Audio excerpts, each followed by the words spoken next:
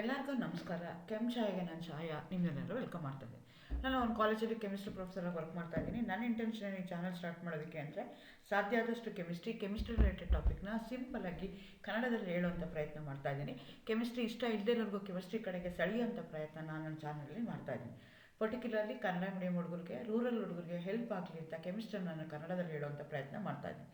ಈಗ ನನ್ನ analytical chemistry ಸೀರೀಸ್ನ start ಮಾಡಿದ್ದೀನಿ. ಆಲ್ರೆಡಿ 3 ವಿಡಿಯೋ ಅಪ್ಲೋಡ್ ಮಾಡಿದ್ದೀನಿ. ಇವತ್ತು ನಾನು ಅಪ್ಲೋಡ್ ಮಾಡ್ತಾ ಇರೋವಂಥ ವಿಡಿಯೋ 4ನೇ ವಿಡಿಯೋ. ಇವತ್ತು ನಾನು ಮಾಡ್ತಾ ಇರೋವಂಥದ್ದು acid base titration curves. So ನಿಮಗೆ ಟೈಟ್ರೇಷನಲ್ಲಿ ಎಷ್ಟೊಂದು ರೀತಿಯಾದ ಟೈಟ್ರೇಷನ್ಸ್ ಇದೆ. ಆ್ಯಸಿಡ್ ಬೇಸ್ ಟೈಟ್ರೇಷನ್ ಇರ್ಬೋದು, ರೆಡಾಕ್ಸ್ ಟೈಟ್ರೇಷನ್ಸ್ ಇರ್ಬೋದು, ಇಲ್ಲಾಂದರೆ ಕಾಂಪ್ಲೆಕ್ಸೋಮೆಟ್ರಿಕ್ ಟೈಟ್ರೇಷನ್ಸ್ ಇರ್ಬೋದು, ಕಂಡಕ್ಟೋಮೆಟ್ರಿಕ್ ಟೈಟ್ರೇಷನ್ಸ್, ಹಾಗೆ ಬೇರೆ ಬೇರೆ ಥರ ಟೈಟ್ರೇಷನ್ಸ್ ಇದೆ. ಸೊ ಆ್ಯಸಿಡ್ ಬೇಸ್ ಟೈಟ್ರೇಷನಲ್ಲಿ ನಾವು ಕರ್ವ್ ಹಾಕ್ಕೊಂಡು ಅದರದ್ದು pH ಏನಾಗುತ್ತೆ ಅಟ್ ದಿ ಈಕ್ವಲೆನ್ಸ್ ಪಾಯಿಂಟ್ ಅದನ್ನೇ ಕ್ಯಾಲ್ಕುಲೇಟ್ ಮಾಡ್ತೀವಿ. ಅದಕ್ಕೆ ನಾವು ಟೈಟ್ರೇಷನ್ ಕರ್ವ್ ಅಂತ ಹೇಳ್ತೀವಿ.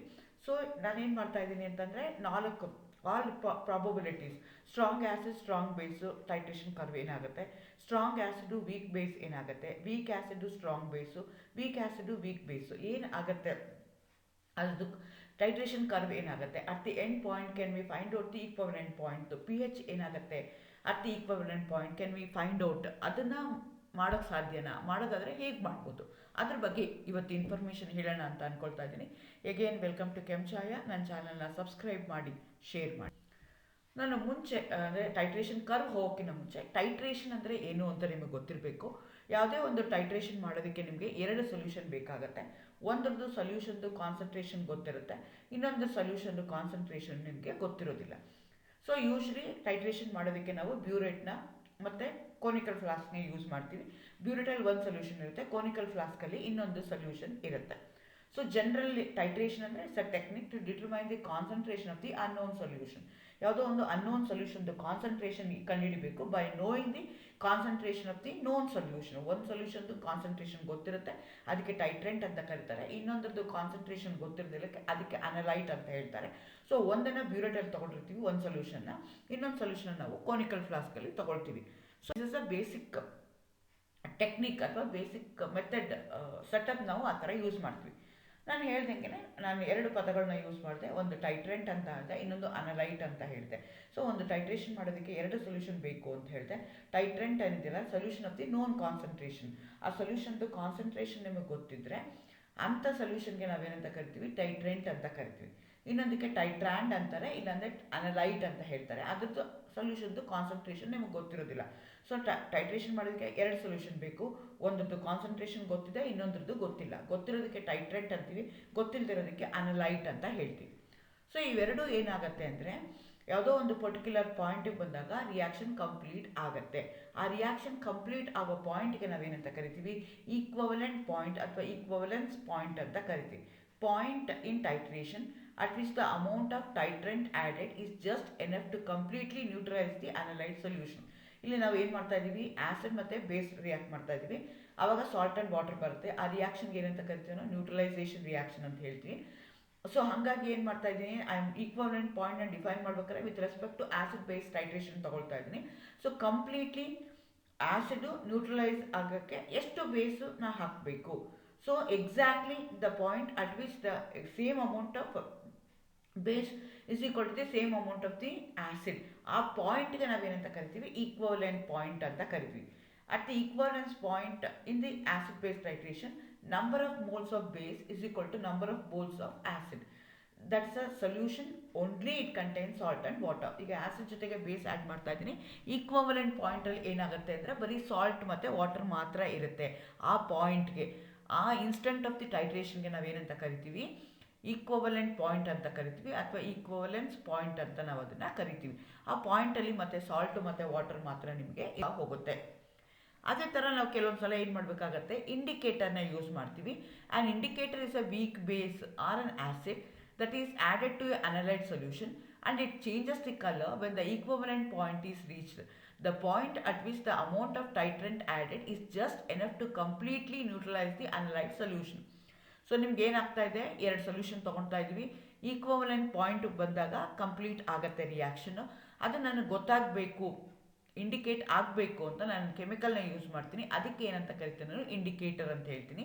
ಜನರಲಿ ಆಸಿಡ್ ಬೇಸ್ ಇಂಡಿಕೇಟರ್ಗೆ ಆಸಿಡ್ ಬೇಸ್ ಟೈಟ್ರೇಷನಲ್ಲಿ ಯೂಸ್ ಮಾಡುವಂಥ ಇಂಡಿಕೇಟರು ಐದರ್ ಆಸಿಡ್ ಇರುತ್ತೆ, ಇಲ್ಲಾಂದರೆ ಬೇಸ್ ಇರುತ್ತೆ. ಯೂಶಲಿ ವೀಕ್ ಆಸಿಡ್ ಇಲ್ಲಾಂದರೆ ವೀಕ್ ಬೇಸ್ ಇರುತ್ತೆ. The point at which the indicator changes its color is called as an end point. So the addition of an indicator to an analyte solution help us to visually spot the equivalent point in the acid base titration. Indicator ಯಾಕೆ add ಮಾಡ್ತಾ ಇದ್ದೀವಿ ಅಂದರೆ to indicate the end point. End point ಅಂದ್ರೇನು, equivalent point reach ಆಗುತ್ತಲ್ಲ, ಅದಕ್ಕೆ ನಾವು end point ಅಂತ ಹೇಳ್ತೀವಿ. ಸೊ ಆ ಎಂಡ್ ಪಾಯಿಂಟಲ್ಲಿ ಕಲರ್ ಏನಾಗುತ್ತೆ, ಚೇಂಜ್ ಆಗುತ್ತೆ, ಇಂಡಿಕೇಟರ್ದು ಕಲರ್ ಚೇಂಜ್ ಆಗುತ್ತೆ. ಸೊ ಆ ಪಾಯಿಂಟ್ಗೆ ನಾವೇನಂತ ಕರಿತೀವಿ, ಎಂಡ್ ಪಾಯಿಂಟ್ ಅಂತ ಹೇಳ್ತೀವಿ. So this are the some basic terms you should know in order to understand the titration. Titrant, analyte, indicator, end point, equivalence point. So ಇಷ್ಟು ಪಾಯಿಂಟ್ ಅರ್ಥ ಆಗಿದ್ರೆ ನಾವೇನು ಮಾಡ್ಕೋಬೋದು, ಟೈಟ್ರೇಷನ್ ಕರ್ವ್ ಬಗ್ಗೆ ಅರ್ಥ ಮಾಡ್ಕೊಳ್ಳೋಕ್ಕೆ ಸಾಧ್ಯ ಆಗುತ್ತೆ. Generally, typically the titrant is added through the burette to the known volume of the analyte until the reaction is complete. ನಾವು ಮುಂಚೆನೇ ಹೇಳ್ದಂಗೆ ಟೈಟ್ರೇಷನ್ ಮಾಡೋಕ್ಕೆ ಎರಡು ಸೊಲ್ಯೂಷನ್ ಬೇಕು. ಒಂದು ಬ್ಯೂರೆಟಲ್ಲಿ ತೊಗೊಂಡಿರ್ತೀವಿ, ಇನ್ನೊಂದು ಕೋನಿಕಲ್ ಫ್ಲಾಸ್ಕಲ್ಲಿ ತೊಗೊಳ್ತೀವಿ. ಜನರಲಿ ನಮಗೆ ಯಾವುದ್ರದ್ದು ಕಾನ್ಸಂಟ್ರೇಷನ್ ಗೊತ್ತಿರುತ್ತಲ್ಲ ಅದನ್ನು ನಾವು ಬ್ಯೂರೇಟಲ್ಲಿ ತೊಗೊಳ್ತೀವಿ. ಅಗೇನ್ ಅದು ವಯಸ್ಸವರ್ಸನೂ ಆಗ್ಬೋದು, ಚೇಂಜು ಆಗ್ಬೋದು, but generally typically the titrant is added through the burette to the known volume of the analyte until the reaction is complete. ನಾವು ಆಲ್ರೆಡಿ ಕೋನಿಕಲ್ ಫ್ಲಾಸ್ಕಲ್ಲಿ ಏನು ಮಾಡಿರ್ತೀವಿ, known volume of the solution ತೊಗೊಂಡಿರ್ತೀವಿ. That solution is unknown solution ತೊಗೊಂಡಿರ್ತೀವಿ. ಅದಕ್ಕೆ ಏನು ಮಾಡ್ತಾ ಹೋಗ್ತೀವಿ, ಬ್ಯೂರೆಟಿಂದ ಸೊಲ್ಯೂಷನ್ನ ಆ್ಯಡ್ ಮಾಡ್ತಾ ಹೋಗ್ತೀವಿ. ಎಲ್ಲಿ ತನಕ ಆ್ಯಡ್ ಮಾಡ್ತೀವಿ, till the reaction is complete. Knowing the volume of the titrant added allow us to determine the concentration of the unknown analyte. So ನಾವೇನು ಮಾಡ್ತಾ ಇದ್ದೀವಿ, ಬ್ಯೂರೆಟಿಂದ ಏನು ಮಾಡ್ತಾ ಇದ್ದೀವಿ, ಸೊಲ್ಯೂಷನ್ನ ಆ್ಯಡ್ ಮಾಡ್ತಾ ಇದ್ದೀವಿ, ಇಂಡಿಕೇಟರ್ ಹಾಕ್ಕೊಂಡಿದ್ದೀವಿ. ಸೊ ಯಾವುದೋ ಒಂದು ಪರ್ಟಿಕ್ಯುಲರ್ ಪಾಯಿಂಟಲ್ಲಿ ಏನಾಗುತ್ತೆ, ಕಲರ್ ಚೇಂಜ್ ಆಗುತ್ತೆ.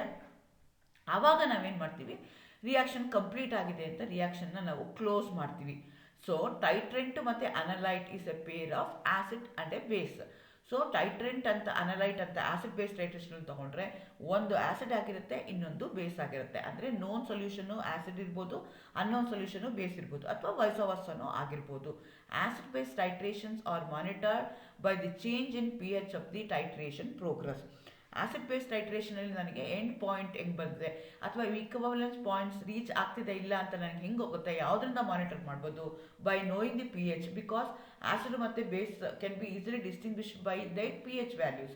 ಸೊ ಹಾಗಾಗಿ change in pH as the titration progress ಅದನ್ನು ನಾನು ಮಾನಿಟರ್ ಮಾಡಿಕೊಂಡು ಯಾವಾಗ ನನಗೆ ಈಕ್ವಲೆಂಟ್ ಪಾಯಿಂಟ್ ಬರ್ತಾ ಇದೆ, ಯಾವಾಗ ನನಗೆ ಎಂಡ್ ಪಾಯಿಂಟ್ ಬರ್ತಾ ಇದೆ, ನಾನು ಅನಲೈಸ್ ಮಾಡ್ಕೊಳ್ತಾ ಹೋಗ್ಬೋದು. ಸೊ ಅದಕ್ಕೆ ನಾನು ಏನು ಮಾಡ್ತೀನಿ, I am going to plot a graph versus pH of an analyte solution versus the volume of the titrant added. So ನನಗೆ ಅನಲೈಟ್ ಸೊಲ್ಯೂಷನ್ ಏನು, ಅದು ಕೋನಿಕಲ್ ಫ್ಲಾಸ್ಕಲ್ಲಿ ತೊಗೊಂಡಿದ್ದೀನಿ, ಅದು ನೋನ್ ವಾಲ್ಯೂಮ್ ತೊಗೊಂಡಿರ್ತೀನಿ. ಅದಕ್ಕೆ ನಾನು ಏನು ಮಾಡ್ತಾ ಇದ್ದೀನಿ, ಬ್ಯೂರೆಟ್ಟಿಂದ ಟೈಟ್ರೆಂಟ್ನ ಆ್ಯಡ್ ಮಾಡ್ತಾ ಇದ್ದೀನಿ. ಟೈಟ್ರೆಂಟ್ ಅಂದರೆ ನನಗೆ ಅದರದ್ದು ಕಾನ್ಸಂಟ್ರೇಷನು ಗೊತ್ತಿದೆ. ಸೊ ಆವಾಗ ಹಾಕಿದಾಗ ನನಗೆ ಏನು ಗ್ರಾಫ್ ಬರುತ್ತಲ್ಲ, ಆ ಗ್ರಾಫ್ಗೆ ನಾನು ಏನಂತ ಕರಿತೀನಿ, ಟೈಟ್ರೇಷನ್ ಕರ್ವ್ ಅಂತ ಕರಿತೀನಿ. Titration curve is a plot of the pH of an analyte solution versus the volume of the titrant added as the titration progress.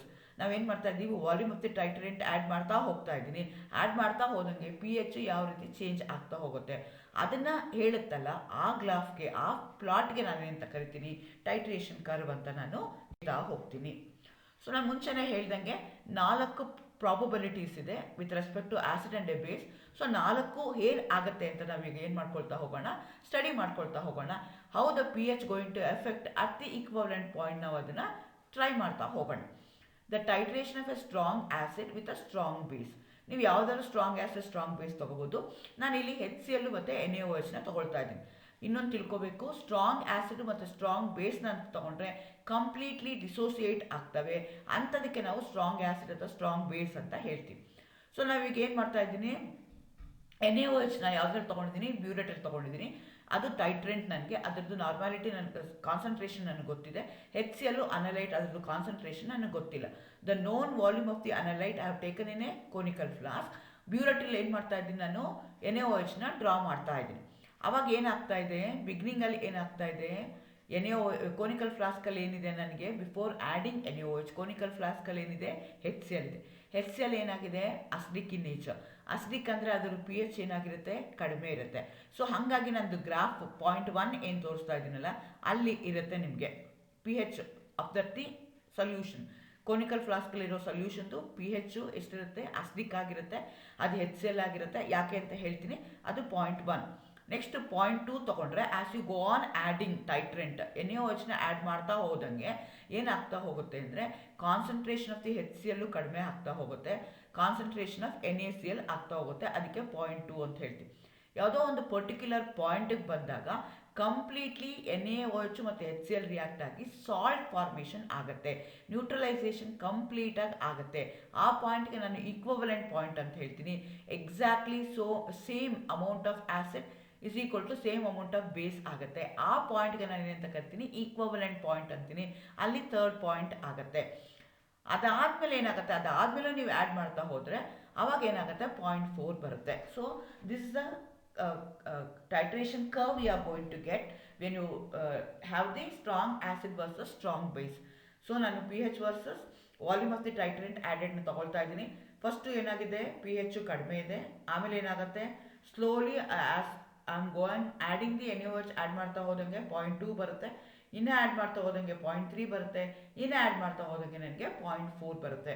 So ನನ್ನ ಗ್ರಾಫಲ್ಲಿ 4 ಡಿಸ್ಟಿಂಕ್ಟ್ ಪಾಯಿಂಟ್ಗಳನ್ನ ನಾನು ಅನಲೈಸ್ ಮಾಡ್ಕೋಬೋದು. ಸೊ ಅದು ಏನೀಗ ಹೇಳ್ತಾ ಹೋಗೋಣ.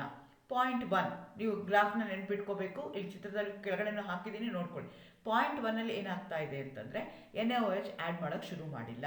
ಸೊ ಹಾಗಾಗಿ ನಮ್ಮ ಹತ್ರ ಕೋನಿಕಲ್ ಫ್ಲಾಸ್ಕಲ್ಲಿ ಇರುವಂಥದ್ದು ಯಾವುದು HCl. HCl ಏನಾಗಿದೆ ವಾಟರ್ ಜೊತೆಗೆ ರಿಯಾಕ್ಟ್ ಆಗಿ HO3+ Cl- ಕೊಡ್ತಾ ಇದೆ. HO3+ is acidic in nature. Because ನಾನು ಡೈರೆಕ್ಟಾಗಿ HCl ತೊಗೊಂಡಿಲ್ಲ, I have taken HCl solution.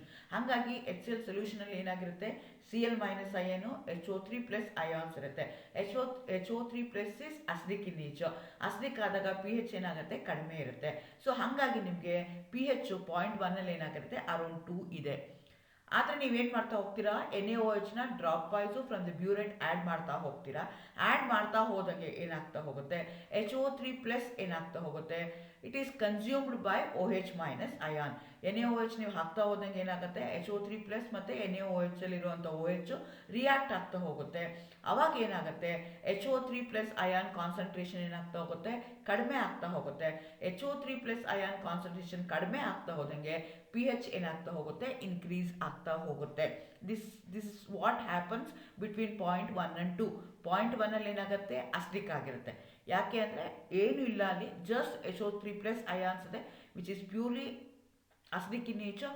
ಹಾಗಾಗಿ ಕಡಿಮೆ ಇರುತ್ತೆ. As you go on adding .1 to .2 add ಮಾಡ್ತಾ ಹೋಗ್ತಾ ಇದ್ದೀರಾ. ಇಲ್ಲಿ ಗ್ರಾಫಲ್ಲಿ .1 to .2 ನೀವು ಬೇಸ್ನ ಆ್ಯಡ್ ಮಾಡ್ತಾ ಹೋದಂಗೆ ಬೇಸ್ದು OH- will going to consume HO3+ ions. HO3+ ions ಏನಾಗ್ತಾ ಹೋಗುತ್ತೆ ಕಡಿಮೆ ಆಗ್ತಾ ಹೋಗುತ್ತೆ.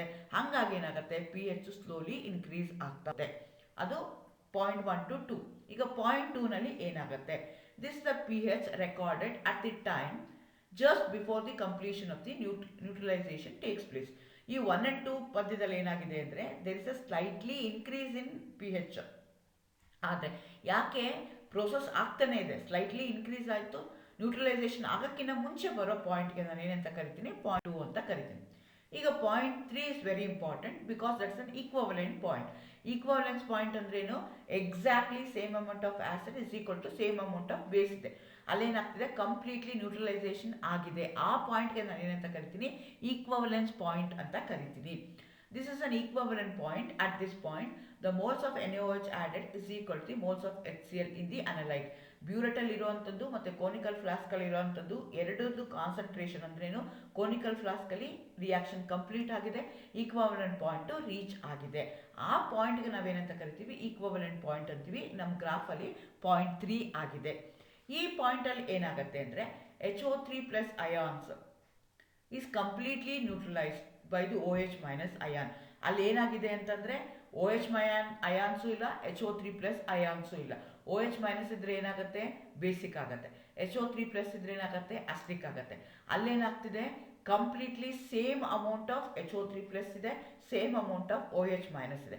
ಹಾಗಾಗಿ ಸೊಲ್ಯೂಷನ್ ಏನಾಗುತ್ತೆ ನ್ಯೂಟ್ರಲ್ ಆಗುತ್ತೆ. ಪಿ ಎಚ್ ಏನಾಗಿರುತ್ತೆ 7 ಆಗಿರುತ್ತೆ. ಕೇರ್ಫುಲಿ ಗ್ರಾಫಲ್ಲಿ ಅಬ್ಸರ್ವ್ ಮಾಡಿ. ಈ ಗ್ರಾಫಲ್ಲಿ ನೀವು ನೋಡಿದ್ರೆ ಫಸ್ಟ್ ಇದ್ದು 2 ಇರುತ್ತೆ ಪಿ ಹೆಚ್, ಆಮೇಲೆ ಏನಾಗ್ತಾ ಹೋಯಿತು, as you go on adding NaOH p H ಜಾಸ್ತಿ ಆಗ್ತಾ ಹೋಯಿತು. 2 ಇದ್ದಿದ್ದು ಏನಾಯಿತು 3 ಆಯಿತು, ಮತ್ತೆ ಮಾಡಿದಾಗ ಏನಾಯಿತು ಇನ್ಕ್ರೀಸ್ ಆಯಿತು. ಆವಾಗ ಈಕ್ವಲೆಂಟ್ ಪಾಯಿಂಟ್ ಬಂದಾಗ ಏನಾಯಿತು ಎಕ್ಸಾಕ್ಟ್ಲಿ 7 ಆಯಿತು. ಯಾಕೆ ಅಂದರೆ ಈಕ್ವಲೆಂಟ್ ಪಾಯಿಂಟಲ್ಲಿ ಜಸ್ಟ್ NaCl ಮತ್ತು ವಾಟರ್ ಇದೆ. NaCl is neutral in nature, water is also neutral in nature. ಹಾಗಾಗಿ ಆ ಪಾಯಿಂಟಲ್ಲಿ ಪಿ ಎಚ್ ಏನಾಗಿರುತ್ತೆ 7 ಆಗಿರುತ್ತೆ. ಸೊ ಆ ಪಾಯಿಂಟ್ಗೆ ನಾನು ಏನಂತ ಕರಿತೀನಿ ಈಕ್ವಲೆಂಟ್ ಪಾಯಿಂಟ್ ಅಂತ ಹೇಳ್ತೀನಿ.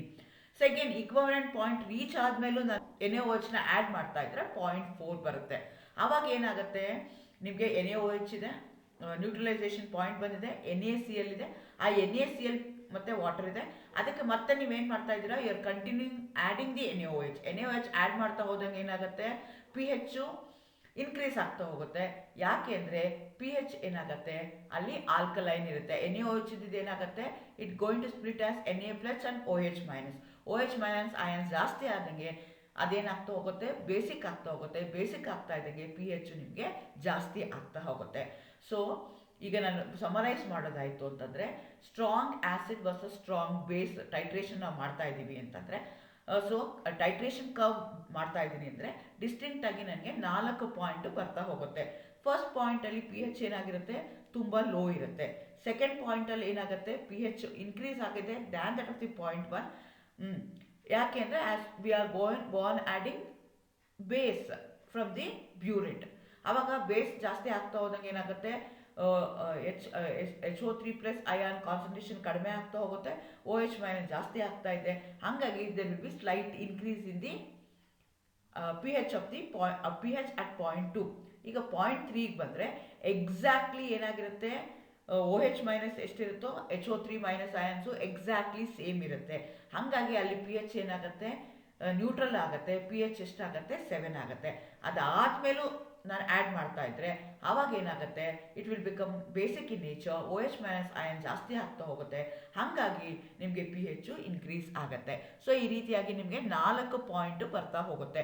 Strong acid versus strong base ಮಾಡಿದಾಗ ಈಕ್ವಲೆಂಟ್ ಪಾಯಿಂಟ್ ಎಲ್ಲಿಗೆ ಬರುತ್ತೆ ಅಂದರೆ ಎಕ್ಸಾಕ್ಟ್ಲಿ ಅಟ್ 7ಗೆ ನಿಮಗೆ ಬರ್ತಾ ಹೋಗುತ್ತೆ. ಇದು ಫಸ್ಟ್ ಕೇಸ್ ಆಯಿತು. ಈಗ ಏನು ಮಾಡ್ತೀನಿ ನಾನು ಸೆಕೆಂಡ್ ಕೇಸ್ ತಗೊಳ್ತೀನಿ. Titration of a weak acid with a strong base. ಒಂದು ವೀಕ್ ಆ್ಯಸಿಡ್ ಸ್ಟ್ರಾಂಗ್ ಬೇಸ್ ತೊಗೊಂಡಿದ್ದೀನಿ, ಅಸ್ಟಿಕ್ ಆ್ಯಸಿಡ್ ಮತ್ತು NaOH ತೊಗೊಂಡಿದ್ದೀನಿ. ಸೊ ಇಲ್ಲಿಗೆ ನನಗೇನು ಟೈಟ್ರೆಂಟ್ ಯಾವ್ದು ತೊಗೊಂಡಿದ್ದೀನಿ ನಾನು NaOH ತೊಗೊಂಡಿದ್ದೀನಿ, ಅದರದ್ದು ಕಾನ್ಸಂಟ್ರೇಷನ್ ನನಗೆ ಗೊತ್ತಿದೆ. ಅಸ್ಟಿಕ್ ಆ್ಯಸಿಡ್ ಏನಿದೆಯಲ್ಲ ಅದು ವೀಕ್ ಆ್ಯಸಿಡ್, ಅದರದ್ದು ನಾನು ಅನಲೈಟ್ ಅಂತ ತೊಗೊಂಡಿದ್ದೀನಿ. ಅದನ್ನು ನಾನು ಕೋನಿಕಲ್ ಫ್ಲಾಸ್ಕಲ್ಲಿ ತೊಗೊಂಡಿದ್ದೀನಿ. Known volume of the analyte have taken the conical flask. Again ಇಲ್ಲೇನಾಗ್ತಾ ಇದೆ ಗ್ರಾಫ್ ಕೇರ್ಫುಲ್ಲಾಗಿ ಅಬ್ಸರ್ವ್ ಮಾಡಿ. ಟೈಟ್ರೇಷನ್ ಕರ್ವ್ ಏನಾಗ್ತಾ ಇದೆ P H of an analyte ಅಂತಂದ್ರೇನು ಕಾನ್ಸಂಟ್ರೇಷನ್ ಗೊತ್ತಿಲ್ಲದೆ ಇರುವಂಥದ್ದು. ಕೋನಿಕಲ್ ಫ್ಲಾಸ್ಕಲ್ಲಿ ಇರುವಂಥದ್ದು ಪಿ ಎಚ್ ನಾನು ಕಂಡುಹಿಡಿತಾ ಇದ್ದೀನಿ using the volume of the titrant added. What is the titrant? Titrant is NaOH in which I know the exact concentration. ಅದನ್ನು ನಾನು ಮೇಲ್ಗಡೆಯಿಂದ ಹಾಕ್ತಾ ಇದ್ದೀನಿ. ಸೊ ಫಸ್ಟ್ ಪಾಯಿಂಟಲ್ಲಿ ಇಲ್ಲಿ ಏನಾಗುತ್ತೆ ಪಿ ಹೆಚ್ಚು ನಿಮ್ಗೆ ಏನಾಗ್ತಿದೆ ಅಸ್ಟಿಕ್ ಆ್ಯಸಿಡ್ ವರ್ಸಸ್ NaOH ಇದೆ. ಸೊ ನೀವು ಫಸ್ಟ್ ಕೋನಿಕಲ್ ಫ್ಲಾಸ್ಕಲ್ಲಿ ಏನು ತೊಗೊಂಡಿದ್ದೀರಾ ಅಸ್ಟಿಕ್ ಆ್ಯಸಿಡ್ನ ತೊಗೊಂಡಿದ್ದೀರಾ. ಅಸ್ಟಿಕ್ ಆ್ಯಸಿಡ್ ಏನು ವೀಕ್ ಆ್ಯಸಿಡ್. ಹಾಗಾಗಿ ಏನಾಗುತ್ತೆ without you didn't add NaOH ಬರೀ ಅಸ್ಟಿಕ್ ಮಾತ್ರ ಇದೆ. ಹಾಗಾಗಿ 0.1 ಏನಾಗಿದೆ ನಿಮಗೆ ಪಿ ಹೆಚ್ಚು ಕಡಿಮೆ ಇದೆ. ಅದನ್ನು ಆ್ಯಡ್ ಮಾಡ್ತಾ ಹೋದಂಗೆ NaOHನ ಆ್ಯಡ್ ಮಾಡ್ತಾ ಹೋದಂಗೆ 0.2 ಬರುತ್ತೆ, ಮತ್ತೆ 0.3 ಬರುತ್ತೆ. ಆ 0.3 ಏನಂತ ಕರಿತೀವಿ ನಾವು ಈಕ್ವಲೆಂಟ್ ಪಾಯಿಂಟ್ ಅಂತ ಕರಿತೀವಿ. ಆ ಈಕ್ವಲೆಂಟ್ ಪಾಯಿಂಟಲ್ಲಿ ಏನಾಗುತ್ತೆ ಅಂತಂದರೆ ಓನ್ಲಿ ದ ಸಾಲ್ಟ್ ಫಾರ್ಮೇಷನ್ ಆಗಿರುತ್ತೆ. ಅಂಥದಕ್ಕೆ ನಾನು ಏನಂತ ಕರಿತೀನಿ ಈಕ್ವಲೆಂಟ್ ಪಾಯಿಂಟ್ ಅಂತ ಕರಿತೀನಿ. ಬಟ್ ಇಲ್ಲಿ ಕೇರ್ಫುಲ್ಲಾಗಿ ಅಬ್ಸರ್ವ್ ಮಾಡ್ಕೊಳ್ಳಿ, it is not 7, it is more than 7 ಇದೆ ಇಲ್ಲಿ. ಅದಾದಮೇಲೆ ನನಗೆ ಇನ್ನೂ ಆ್ಯಡ್ ಮಾಡ್ತಾ ಹೋದರೆ ನನಗೆ 0.4 ಬರುತ್ತೆ. ಸೊ ಯಾವುದೇ ಒಂದು titration curve with respect to acid ಬೇಸ್ನ ನೀವು ಮಾಡ್ತಾ ಹೋದರೆ 4 ಪಾಯಿಂಟ್ ಬರ್ತಾ ಹೋಗುತ್ತೆ. ಸೊ ಆ 4 ಪಾಯಿಂಟ್ ಏನು ಅಂತ ನಾನು ಡಿಸ್ಕ್ರೈಬ್ ಮಾಡ್ಕೊಳ್ತಾ ಹೋದರೆ ನನಗೆ ಈಕ್ವಲೆಂಟ್ ಪಾಯಿಂಟ್ ಎಲ್ಲಿ ಬರುತ್ತೆ ಅಂತ ನನಗೆ ಇಲ್ಲಿಯಾಗಿ ಗೊತ್ತಾಗ್ತಾ ಹೋಗುತ್ತೆ. ಈಗ 0.1 ತಗೊಳ್ಳೋಣ. NaOH ಆ್ಯಡ್ ಮಾಡಿಲ್ಲ. ಸೊ ಆವಾಗ ಪಿ ಹೆಚ್ ಆಫ್ ದಿ ಅನಲೈಟ್ ಏನಾಗಿದೆ ಕಡಿಮೆ ಇದೆ. ಇಲ್ಲಿ ಏನಾಗ್ತಾ ಇದೆ ನಿಮಗೆ CH3COOH ಇದೆಯಲ್ಲ ಅಸ್ಟಿಕ್ ಆ್ಯಸಿಡ್, ಅದನ್ನು ವಾಟ್ರಲ್ಲಿದೆ ಡಿಸಾಲ್ವ್ ಮಾಡ್ಕೊಂಡಿದ್ದೀನಿ. ಸೊ ಹಾಗಾಗಿ ನಿಮ್ಗೆ ಏನಾಯಿತು ಅಸೆಟೇಟ್ ಅಯಾನು HO3 ಪ್ಲಸ್ ಅಯಾನ್ಸ್ ಇದೆ. HO3 ಪ್ಲಸ್ ಅಯಾನ್ ಏನಿದೆ ವೀಕ್ ಆ್ಯಸಿಡ್ ಇದೆ. ಹಾಗಾಗಿ ಏನಾಗುತ್ತೆ ಕಂಪ್ಲೀಟ್ಲಿ ಡಿಸೋಸಿಯೇಟ್ ಆಗಿಲ್ಲ ಅದು. ಹಾಗಾಗಿ ನಿಮ್ಗೆ ಏನಾಗುತ್ತೆ there will be equilibrium is established. Whereas in the case of first ಕೇಸಲ್ಲಿ ಏನಾಗ್ತಿತ್ತು, ಎರಡೂ ಸ್ಟ್ರಾಂಗ್ ಆಗಿತ್ತು, ಹಾಗಾಗಿ ಕಂಪ್ಲೀಟ್ ನ್ಯೂಟ್ರಲೈಸೇಷನ್ ಆಗಿತ್ತು.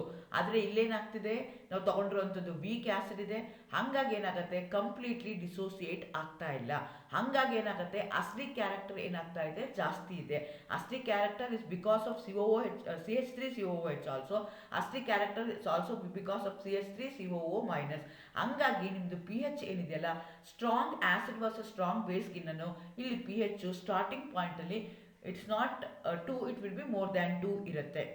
As you go on adding NaOH, dropwise NaOH add ಮಾಡ್ತಾ ಹೋಗ್ತೀರಾ, ಅವಾಗ ಏನಾಗುತ್ತೆ, HO3 plus ion slowly start getting consumed by OH minus ion.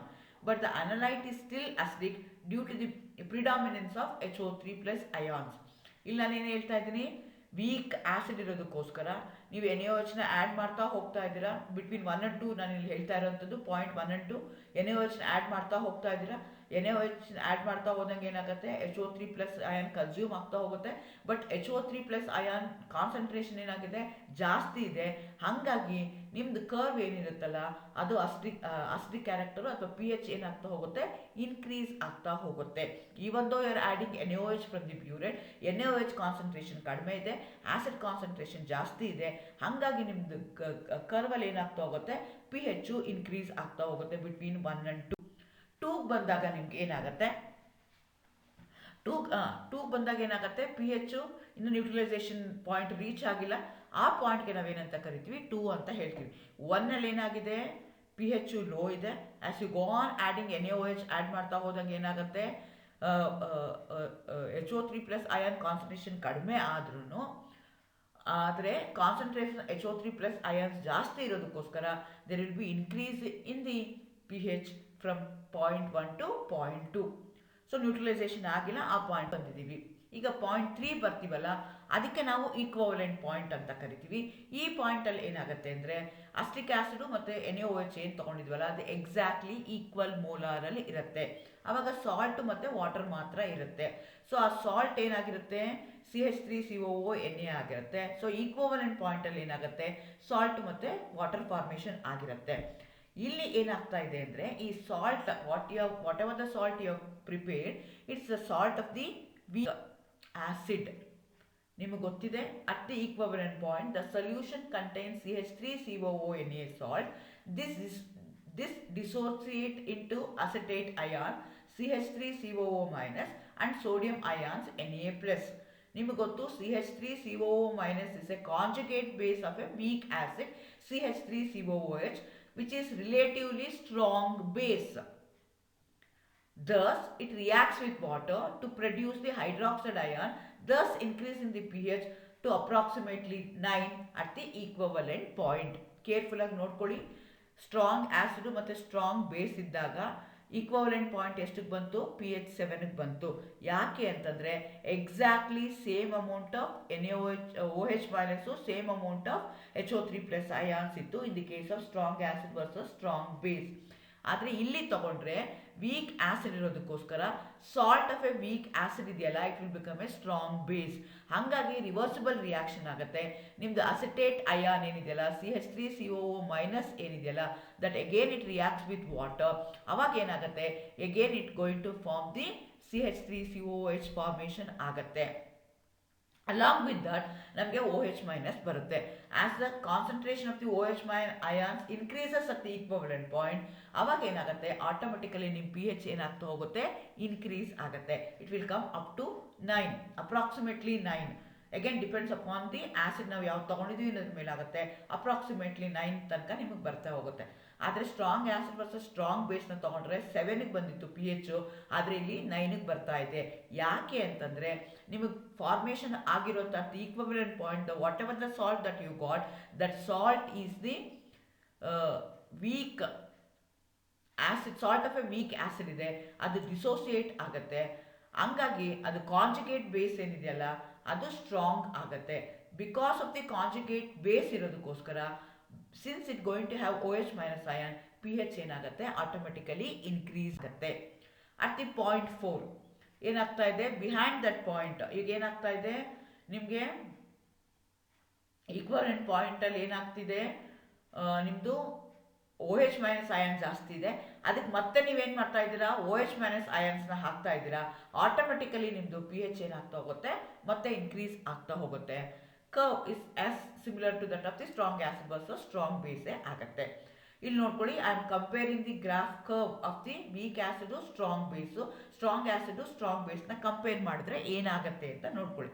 So strong acid strong ಬೇಸಲ್ಲಿ ಏನಾಗಿತ್ತು, ಪಿ ಎಚ್ ಕಡಿಮೆ ಇತ್ತು, ಸ್ಲೋಲಿ ಅದೇನಾಗ್ತಾ ಹೋಯ್ತು, ಇನ್ಕ್ರೀಸ್ ಆಗ್ತಾ ಹೋಯ್ತು, ಆಮೇಲೆ ಸ್ಟಡಿ ಆಯಿತು, ಮತ್ತೆ ಇನ್ಕ್ರೀಸ್ ಆಯಿತು. ಆದರೆ ವೀಕ್ ಆಸಿಡ್ ತಗೊಂಡ್ರೆ ಆ ಪಿ ಎಚ್ ಏನಿತ್ತಲ್ಲ ಕರ್ವ್ ಏನಾಯಿತು, ಅದು ಈಕ್ವಲೆಂಟ್ ಪಾಯಿಂಟ್ಗಿನ ಮುಂಚೆನೇ ಅಲ್ಲೇನಾಗ್ತಿದೆ, ಇವೆರಡರ ಮಧ್ಯೆ ಏನಾಗ್ತಿದೆ, ಇಲ್ಲಿ ಡಿಫ್ರೆನ್ಸು ಕಾಣಿಸ್ತಾ ಇದೆ ನಿಮಗೆ. So weak acid versus strong base ಇದ್ದಾಗ ಕರ್ವ್ ಏನಾಗುತ್ತೆ, ಪಿ ಎಚ್ ಕರ್ವ್ ಈ ಥರ ಬರುತ್ತೆ. Strong acid with strong base ಆದಾಗ ನಿಮಗೆ ಈ ರೀತಿಯಾಗಿ ಬರುತ್ತೆ. Why? Because at the equivalent point whatever the salt that has been produced, so it doesn't remain like that only, it undergoes dissociate ಆಗುತ್ತೆ. Dissociate ಆಗಿ ಅದೇನಾಗುತ್ತೆ ಅಂದರೆ ಓ ಎಚ್ ಮೈನಸ್ನ ಪ್ರೊಡ್ಯೂಸ್ ಮಾಡುತ್ತೆ. Because of that there will be increase in the concentration of the O H minus ion, therefore there will be increase in the pH. ಈಗ third ತಗೊಳ್ಳೋಣ, titration of strong acid with a weak base ತಗೊಳ್ಳೋಣ, H C L versus ammonia. Again titrate ಯಾವ್ದು ತಗೊಳ್ತಾ ಇದ್ದೀವಿ, ammonia ತಗೊಳ್ತಾ ಇದ್ದೀವಿ, conical ಫ್ಲಾಸ್ಕಲ್ಲಿ ಅನಲೈಟ್ನ ತಗೊಳ್ತಾ ಇದ್ದೀವಿ, ಎಚ್ ಸಿ ಎಲ್ನ ತಗೊಳ್ತಾ ಇದ್ದೀವಿ. ಅಗೇನ್ ಇಲ್ಲೂ ನಿಮಗೆ 4 ಪಾಯಿಂಟ್ ಬರ್ತಾ ಹೋಗುತ್ತೆ. 3ನೇ ಪಾಯಿಂಟ್ಗೆ ನಾವು ಈಕ್ವಲೆಂಟ್ ಪಾಯಿಂಟ್ ಅಂತ ಕರಿತೀವಿ ಅಥವಾ ನ್ಯೂಟ್ರಲೈಸೇಷನ್ ಪಾಯಿಂಟ್ ಅಂತ ಕರಿತೀವಿ. ಅದಾದಮೇಲೆ ಏನಾಗುತ್ತೆ ಅಂತ ಇಲ್ಲಿ ನೋಡ್ಕೊಳ್ಳಿ, ಕೇರ್ಫುಲ್ ಆಗಿ ನೋಡ್ಕೊಳ್ಳಿ.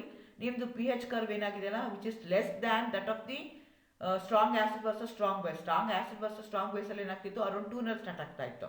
ಇಲ್ಲೇನಾಗ್ತಿದೆ, ಮಚ್ ಮೋರ್ ಲೆಸ್, ಅದಕ್ಕಿಂತ ಕಡಿಮೆ ಆಗ್ತಾ ಇದೆ. ಅದಾದಮೇಲೆ ನಿಮ್ಗೆ ಏನಾಗುತ್ತೆ, slowly between 1 and 2 there will be increase in thing, ಮತ್ತು 2 and 3 ಮತ್ತೆ ಇನ್ಕ್ರೀಸ್ ಆಗ್ತಾ ಇದೆ. ಬಟ್ ದ ಪಾಯಿಂಟ್ 3 ಎಲ್ಲಿಗೆ ಬರ್ತಾ ಇದೆ ಅಂತಂದರೆ ಲೆಸ್ ದ್ಯಾನ್ 7 ಆಗ್ತಾ ಇದೆ. ಎಕ್ಸಾಕ್ಟ್ಲಿ ಸ್ಟ್ರಾಂಗ್ ಆಸಿಡ್ ಸ್ಟ್ರಾಂಗ್ ಬೇಸಲ್ಲಿ ಏನಾಗಿತ್ತು, 7 ಆಗಿತ್ತು.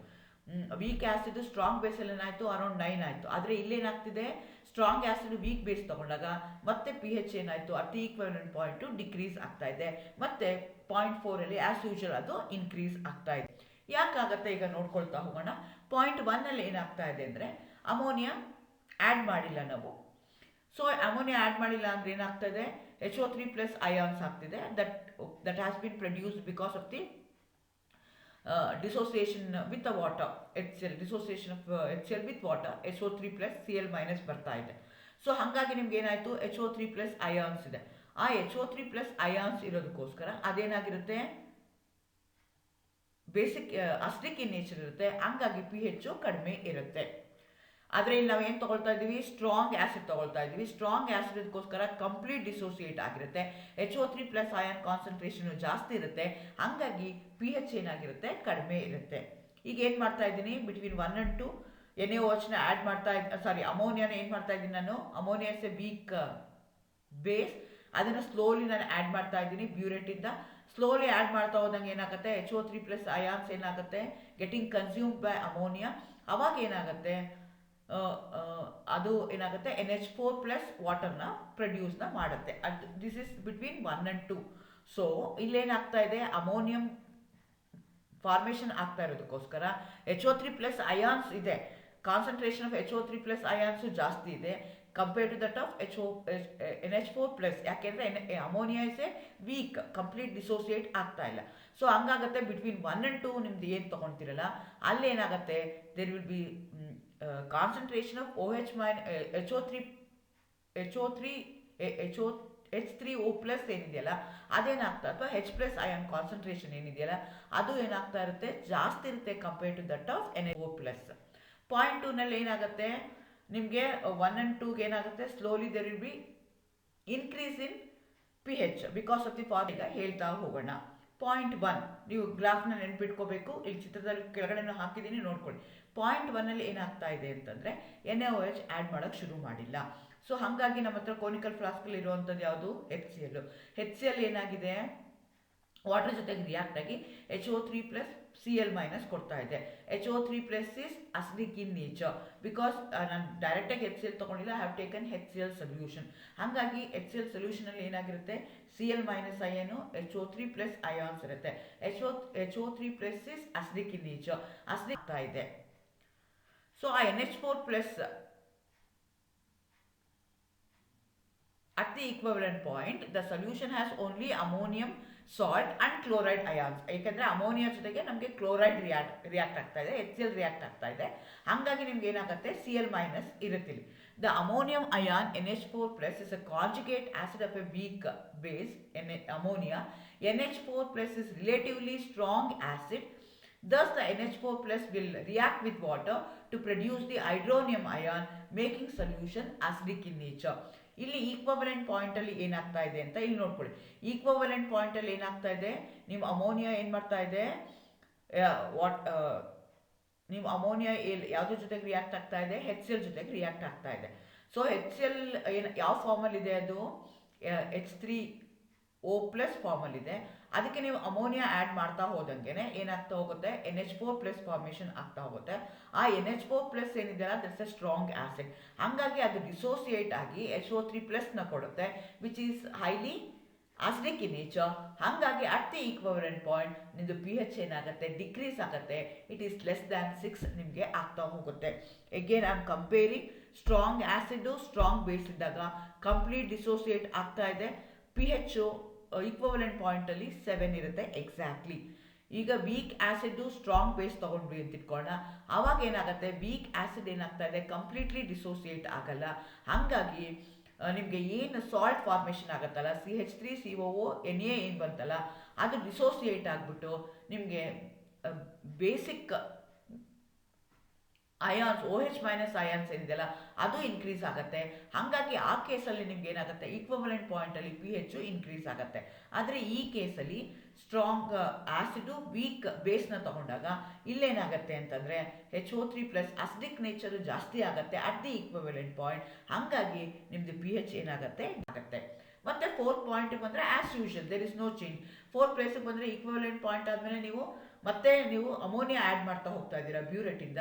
ಆವಾಗ ಅಮೋನಿಯಾ ಆ್ಯಡ್ ಮಾಡ್ತಾ ಹೋದಂಗೆ ಬೇಸಿಕ್ ನೇಚರ್ ಜಾಸ್ತಿ ಆಗ್ತಾ ಹೋದಂಗೆ ನಿಮ್ಮ pH ಏನಾಗ್ತಾ ಹೋಗುತ್ತೆ, ಜಾಸ್ತಿ ಆಗ್ತಾ ಹೋಗುತ್ತೆ. ಹೇಗೆ ನಾವಿಲ್ಲಿ ಏನು ಕಂಪೇರ್ ಮಾಡ್ತಾ ಇದ್ದೀವಿ, ಸ್ಟ್ರಾಂಗ್ ಆ್ಯಸಿಡ್ ವರ್ಸಸ್ ಸ್ಟ್ರಾಂಗ್ ಬೇಸ್ನ ಕಂಪೇರ್ ಮಾಡ್ತಾ ಇದ್ದೀವಿ with a strong acid with a weak base. So slowly ಏನಾಗ್ತಾ ಹೋಗುತ್ತೆ, ಎರಡೂ ಇನ್ಕ್ರೀಸ್ ಆಗ್ತಾ ಹೋಗುತ್ತೆ. ಆದರೆ ಇಲ್ಲಿ ನಾವು ಸ್ಟ್ರಾಂಗ್ ಆ್ಯಸಿಡ್ ವೀಕ್ ಬೇಸ್ ತಗೊಂಡ್ರೆ ಅಲ್ಲಿ pH ಅಟ್ ದಿ ಈಕ್ವಲೆಂಟ್ ಪಾಯಿಂಟಲ್ಲಿ pH ಏನಾಗುತ್ತೆ, ಡಿಕ್ರೀಸ್ ಆಗುತ್ತೆ. ಆದರೆ ಸ್ಟ್ರಾಂಗ್ ಆ್ಯಸಿಡ್ ಸ್ಟ್ರಾಂಗ್ ಬೇಸ್ ತಗೊಂಡ್ರೆ pH 7ಗೆ ನಿಮಗೆ ಈಕ್ವಲೆಂಟ್ ಪಾಯಿಂಟ್ pH 7ಅಲ್ಲಿ ನಿಮಗೆ ಬರ್ತಾ ಹೋಗುತ್ತೆ. ಈಗ ನೆಕ್ಸ್ಟ್ ಕೇಸ್ ತಗೊಳ್ಳೋಣ, the titration of a weak base with a weak ಆ್ಯಸಿಡ್ನ ತಗೊಳ್ಳೋಣ. ಅಮೋನಿಯಾ ವರ್ಸಸ್ ಅಸ್ಟಿಕ್ ಆ್ಯಸಿಡ್ನ ತಗೊಳ್ತಾ ಇದ್ದೀನಿ. ಅಮೋನಿಯಾನ ನಾನು ಬ್ಯೂರೆಟಲ್ಲಿ ತೊಗೊಂಡಿದ್ದೀನಿ, ಕೋನಿಕಲ್ ಫ್ಲಾಸ್ಕಲ್ಲಿ ಅಸ್ಟಿಕ್ ಆ್ಯಸಿಡ್ನ ತೊಗೊಂಡಿದ್ದೀನಿ, ಅನಲೈಟ್ ಅಂತ ತೊಗೊಳ್ತಾ ಇದ್ದೀನಿ. ಸೊ ನಾನು pH of the analyte solution volume of the titrant ಆ್ಯಡೆಡ್ನ ಮಾಡ್ತಾ ಇದ್ದೀನಿ.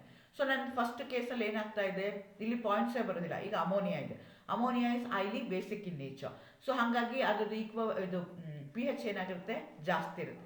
ಅದಕ್ಕೆ ನಾನು ಏನು ಆ್ಯಡ್ ಮಾಡ್ತಾ ಹೋಗ್ತಾ ಇದ್ದೀನಿ, ಅಸ್ಟಿಕ್ ಆ್ಯಸಿಡ್ನ ಆ್ಯಡ್ ಮಾಡ್ತಾ ಹೋಗ್ತೀನಿ. ಅಸ್ಟಿಕ್ ಆ್ಯಸಿಡ್ನ ಆ್ಯಡ್ ಮಾಡ್ತಾ ಹೋದಂಗೆ ನಿಮ್ಗೆ ಏನಾಗ್ತಾ ಹೋಗುತ್ತೆ, ಯಾವುದೋ ಒಂದು pH ಏನಾಗ್ತಾ ಇದೆ, ಡಿಕ್ರೀಸ್ ಆಗ್ತಾ ಇದೆ.